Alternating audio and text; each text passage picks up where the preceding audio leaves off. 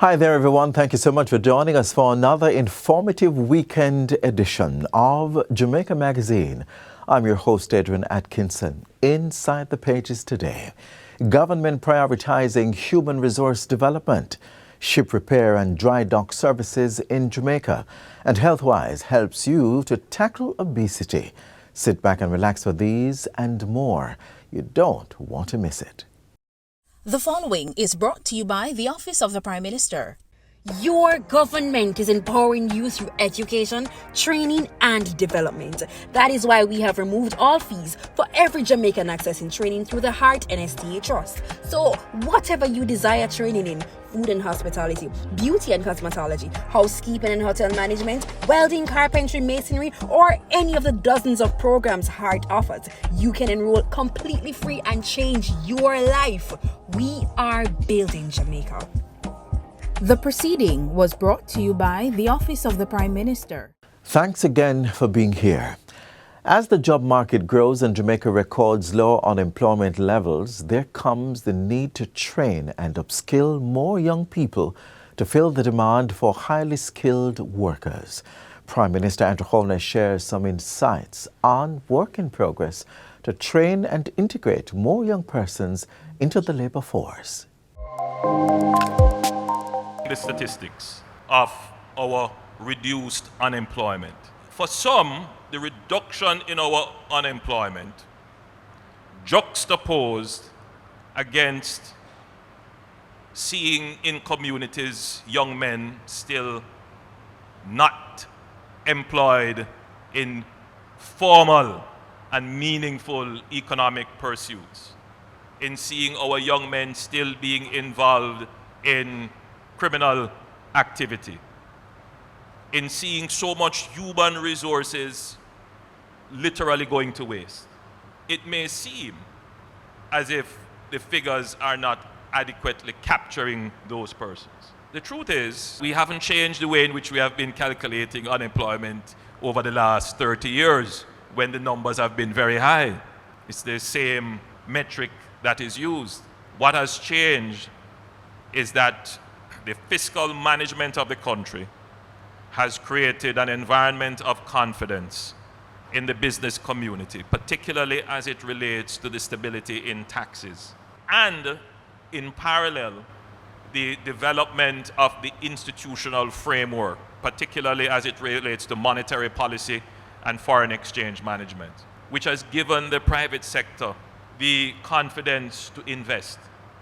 And this investment is pulling in to formal employment those persons who are willing to work, seeking work, have educated and upskilled themselves to be able to take advantage of work. Where we are at now in the society is that we have literally absorbed all those persons into the formal economy. And so where we are now as a government, we never had this problem before, but it's a good problem to have. We have to rapidly engage those who are on the margins of our society, who have, by whatever circumstances, have decided that they don't want to participate in the labor force. Either because they may feel that the economics of the current wage level is such that it doesn't provide them an incentive to work, or that criminal activities may pay them better, or it may be that they have decided to stay home and be maintained. Or they may very well feel that because they have no education and no skills, it doesn't make sense that they put themselves in the labor market. So the government has to create new programs through Heart NSTA, and by extending the school leaving years, you would notice that we have added on 2 additional years to school leaving, and we're putting in all kinds of programs to keep our youngsters in schools so that when they leave, the transition from school to work is seamless. All of these programs are being instituted as we speak. Jamaica and its workforce are advancing quickly. life-changing opportunities are arising. You need training and support. We are the Renewed Heart NSTA Trust, committed to providing new and emerging skills training and opportunities. Come to Heart. We'll help you claim your place in the workforce of the future. Shipping and the overall transshipment industry provide significant opportunities for Jamaica to earn and develop economically. To tap into the potential, the business of dry docking and ship repair are among the services being expanded in Jamaica. In our next feature, we are exploring this area of maritime business.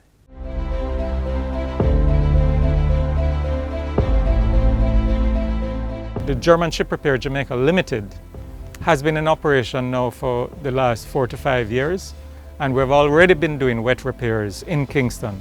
Now we're expanding those services to be able to offer the dry docking services. Jamaica is blessed to be ideally located along the east to west shipping traffic region through the Panama Canal heading to North and South America. And if there's one thing to know about this famous passage, it's that it's host to many ships, making trade easier. Jamaica currently serves 12 major shipping lines and has weekly port connections with over 100 port facilities in terms of cargo movement in and out of the region. The region? With Jamaica being a transshipment port, it is only fitting for Jamaica to also offer the services of having a shipyard where these vessels can seek to have their vessels repaired or maintained as necessary. The location of the shipyard is also significant because we're in Kingston Harbour, and Kingston Harbour, as many people know, is the 7th largest natural harbour in the world. But this part of the harbour, which is known as Harbour Head, is one of the calmest areas of the harbour. So it is ideally suited, and this is where a lot of ships would love to bring their ships here. As a requirement for international certification standards, all commercial vessels need to be dry docked at least once every 5 years. With Jamaica being host to one of the region's transshipment ports, this development will have a myriad of benefits for the country and citizens, chief among them, employment. We expect to be training and developing as much as 100 persons for working in the shipyard initially, with the potential for us to grow upwards of that over the next few years once it is successful.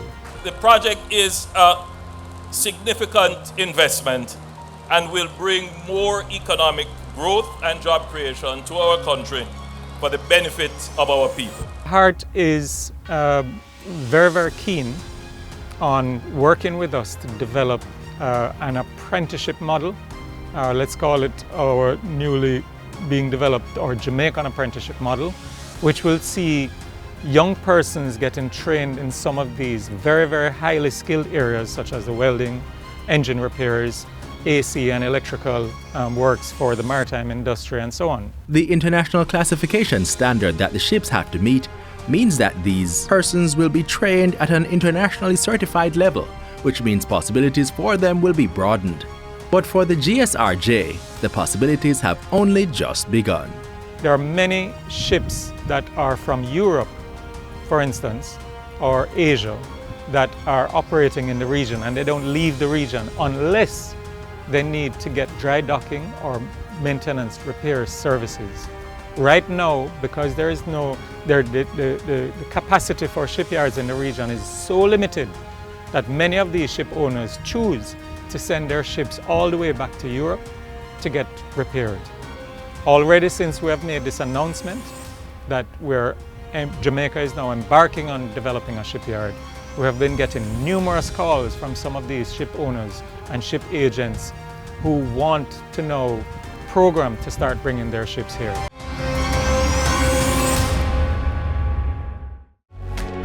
Know your numbers and control the keys to a healthier heart. Know the numbers for your blood pressure, cholesterol level, blood glucose level, and your weight and body mass index. Find out the risks they represent and what you need to do to stay healthy. Talk to your doctor and start making healthy lifestyle choices to prevent a heart attack or stroke. Balanced nutrition in the right proportion and regular exercise are important lifestyle habits to avoid non-communicable diseases and risk factors such as obesity. Keep watching to learn about the health risks of being obese and how to recognize and address them. Overweight is defined as having an excess amount of body weight, but that can occur from increased amounts of muscle, bone, fat, or water, whereas obesity is defined as having an excess amount of body fat. The excess fat that leads to a diagnosis of obesity mainly occurs when the body takes in more calories from foods than it is able to burn through exercise and normal daily activities.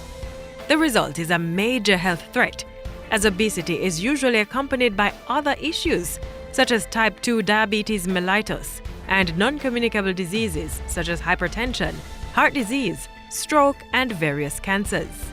Obese men are more likely than non-obese men to die of cancers of the colon, rectum, and prostate, and obese women are more likely than non-obese women to die of cancers of the gallbladder, breast, cervix, uterus, and ovaries. There are other conditions like gallbladder disease of different kinds, which are associated with obesity. Infertility and poor quality of life can also result. So diagnosis and management of obesity is of enormous significance. And there are ways to assess it. The commonest way to assess obesity is by using what we call the body mass index, or BMI. And the BMI is essentially your body weight in kilograms divided by your height in meters squared. And we have scales to judge what your weight status would be. Less than 18.5 BMI would be considered to be underweight. Normal weight is 18.5 to 24.9.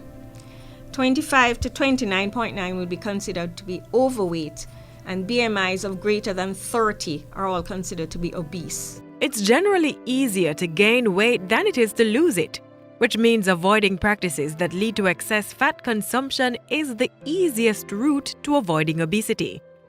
But if you're already overweight, the process may be difficult, but it is achievable. You may need help from physicians, nutritionists, physical trainers, and even therapists, so you should seek them out if that's the case. Either way, most experts will tell you that weight loss requires behavioral change, lifestyle changes that are gradual and long-term. The problem in our society, of course, is the same as anywhere else. Less physical activity, we're working harder, we don't have time to schedule exercise, and of course, unhealthy eating habits. So more fast food, less fruits and vegetables, less freshly prepared foods, and consumption of large amounts of sugar-sweetened beverages. So this is what fuels it.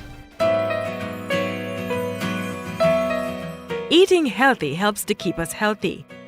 Are you thinking about what would be a healthy and balanced meal, but just can't decide on what foods you should be having?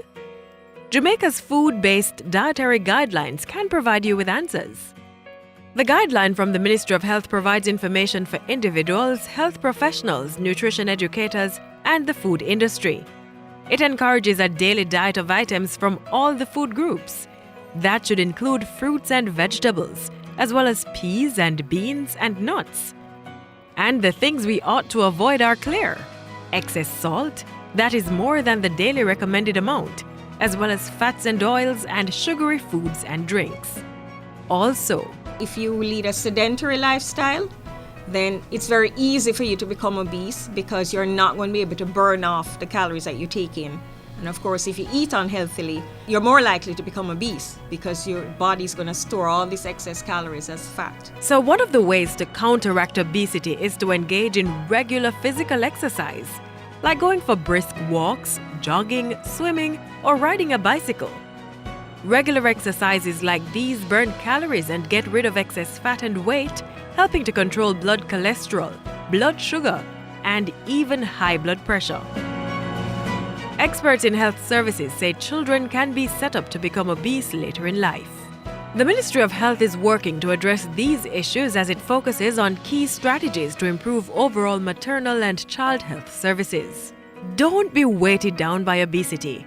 Take charge of your good health. Eat well, exercise, and get about the business of living well.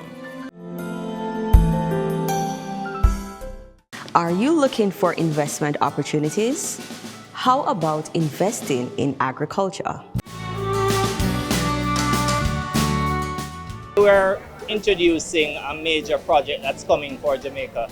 It's called the Southern Plain Agricultural Development Project. It involves over 2,000 acres of land that will be available to investors across a wide range of crops. We are seeking investors both locally and overseas. A good way to start is reaching out to AgroInvest. From there, we can help you to build a plan around the ideas that you have for getting involved in agriculture. And we have a market development team which will be rolling out shortly to provide linkages with persons on the agropark, with buyers locally and in the export markets.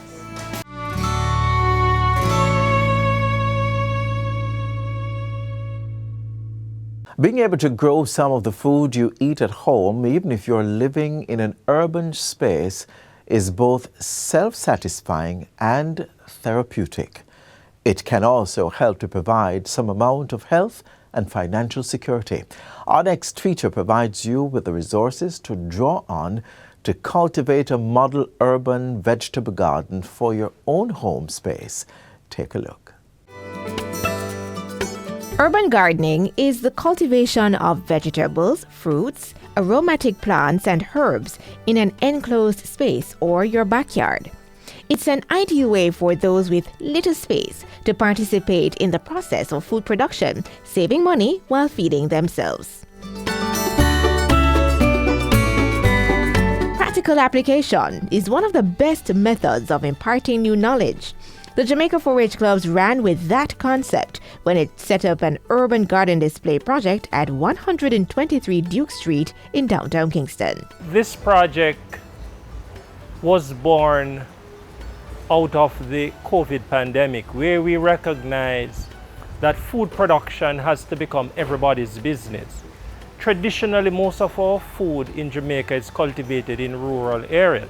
We believe that even if you are in a dormitory community without land space, we believe that there's still an opportunity for you to produce. In this urban model, you would realize that we are demonstrating how you can do air planting, how you can do planting on your fence line, how you can produce food in different media.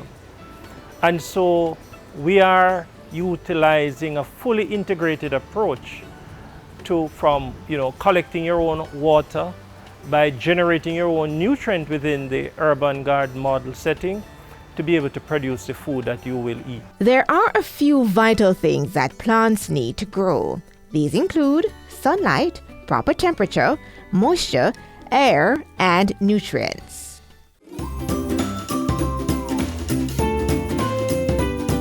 One of the basic pieces of technology inside our urban model garden is to demonstrate rainwater harvesting. From your roof, you're collecting your water, not only your roof, but just anywhere there's a runoff, because it could be a runoff underground. And what you want to do is to be able to have some storage capacity. In the 4-H urban garden, the water is stored underground to ensure there is more available space on the surface. Of course, your environment will determine the most effective setup for your system. One of the good things about Jamaica, other than when we have night, we always have sunlight. There are some plants that requires a lot more lighting than others. And so one of the things we demonstrate or we share with urban gardeners is where you put what. So there are some plants that you can do indoors. There are some plants that will strive and do better if they were to be grown outdoor. Whether you're using container, you're using your fencing, you're using backyard, front yard, or your rooftop. Another feature that is demonstrated here is composting. To my right is our composting area, and we have a roto-composting bin, as well as we have a regular bin. And in fact, just about all the vegetative matter and the waste from the birds and the animals across there are in fact all placed into our composters, and that is broken down to provide organic matter. Because again, you know, your soil needs that for aeration, it needs it to add humus, and that's what is going to allow your plants to grow well. And all this can be done in your own space. Livestock is another avenue you can choose in your urban gardening. Rabbit rearing is an excellent source of protein, and it doesn't require much space. You can also use the plants in the garden to feed them. Other animals can be included, such as chicken and fish. We do a lot of different birds here. You can do your ornamental fish, you can do your tilapia, you know. And you can also do your domestic hens. Because that's something we are also promoting, is to get back to those domestic hens for eggs and meat. There are many things you can do in terms of livestock. It's almost as diverse as you're going for crops. To replicate this model in your urban space, speak with your Jamaica 4-H Club's parish officer. You can receive seeds and other planting material to get you started. One of the biggest threats right now in the world is not war or COVID, is really to have a sustainable supply of food. And the view is that no longer can we only rely on the traditional food producer. I think food production has to become everybody's business. And I think the extent to which we are able to get all our people to produce some of what you will consume, I think is one of the greatest steps we can take in looking at the phenomenon of food sustainability. A strategy the Jamaica 4-H Society has started to aid in maintaining sustainable food within communities. And if you haven't begun the process in your space yet, you can start now.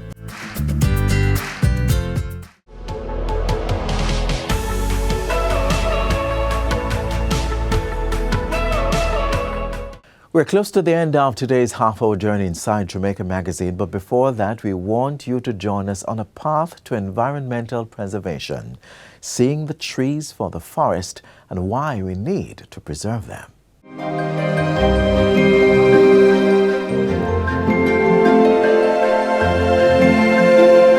An area of land that allows for the drainage of rainwater into a common place like a pond or river is known as a watershed. Now, you may live near a river or drink the water from a bottle, but how much do you know about watersheds and their life-giving role? There are over 100 rivers making up Jamaica's watersheds. These rivers are critical resources to the ecosystem of the land, while empowering our economy. The National Environment and Planning Agency NEPA manages Jamaica's 26 watershed management units WMUs in partnership with key governmental agencies such as the Rural Agricultural Development Authority RADA, the Forestry Department, the Water Resources Authority and other partners. There is one major factor to note in the protection of watersheds, and it's the delicate balance of the communities who earn a living from these areas through agriculture.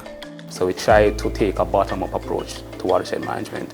Now that will involve liaising with the communities, getting their inputs prior to going into any given watershed with any intervention. You have to do what we consider to be an assessment of the needs of the community, separate and apart from an assessment of the needs of the watershed prior to going in and doing our interventions. This approach forms part of the integrated watershed and coastal area management model, which takes into consideration the community's views.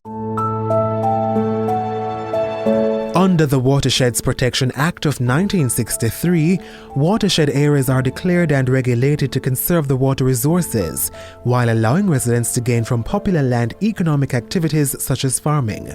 You do have complementary acts that would speak to watershed management. So you have, for example, the RADA Act of 1990 that will allow for extension, the use of extension services, which translate into watershed management as the use of sustainable land management practices with the farmers. There are 7 other pieces of legislation that support the Major Watersheds Protection Act. Finding the balance between benefiting from the resources in watersheds and preventing its degradation is continuous work by the environmental authorities. In 2015, a $3.9 million Yalas Hope Watershed Restoration Project was launched as a joint initiative between the government and the Inter-American Development Bank (IDB. The Yalas and Hope River watershed supply 40% of the drinking water in the densely populated urban parishes of Kingston and St. Andrew. We would have trained under that project over 5,000 farmers in sustainable land management.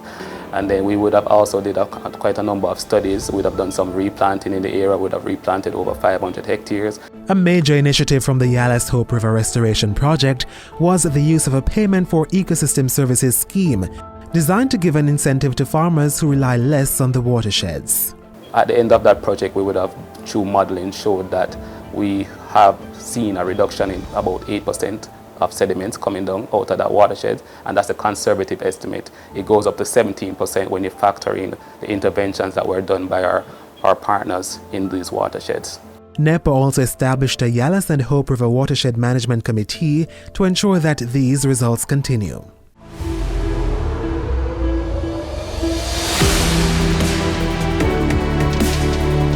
Jamaica's international ranking as a strong and actions-based drive of environmental protection is steadily growing. A Jamaican Path from Hills to Ocean project is the latest initiative to restore 3 major watersheds across the island in the next 5 years. The $1.05 billion Jamaican dollar project is a joint partnership between the government and the European Union, executed by the Planning Institute of Jamaica in support of NEPA and RADA.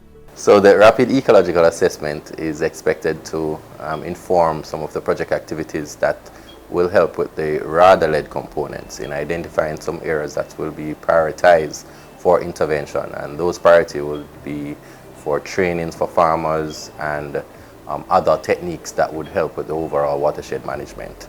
The Castleton Botanical Garden is one particular location within one of the watershed management units that would benefit mostly from some of these activities.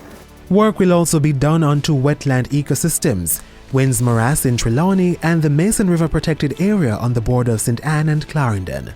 And those activities would help with the overall preservation and conservation of those 2 wetland areas to stem or kind of address some of the challenges we are currently facing with issues of encroachment or solid waste deposits, and also the general sensitization through the use of signage and public education. The project will also flow into the protection of Jamaica's marine life.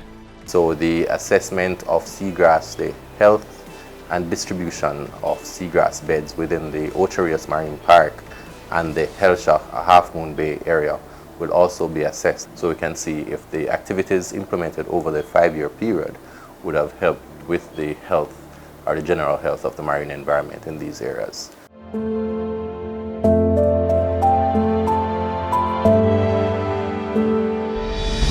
Don't waste water. Turn on your tap at half blast. Plant a tree. The more, the better. Do not litter. Proper waste disposal prevents your garbage from getting into our rivers and streams. Be environmentally friendly. Get involved and help protect the earth. The work to protect our watersheds aligns with Jamaica's signatory to the Paris Agreement on Climate Change to limit global warming to 1.5 degrees Celsius. Equivalently, our Vision 2030 national plan also prioritizes balancing sustainable use of the environment and reducing poverty. Through climate-smart steps to better use the lands and the hills of our watersheds and reduce the degradation of our coastlines, the value of protecting Jamaica's watersheds today will pay the price for securing the future of the island. This is where we leave you on today's edition of Jamaica Magazine. Be here on this station tomorrow for more information you can use to transform your life. Until then, visit our website jis.gov.jm for this and other offerings. On behalf of the entire production team, I'm Adrian Atkinson, wishing you all the best. This has been a production of the Jamaica Information Service, the voice of Jamaica.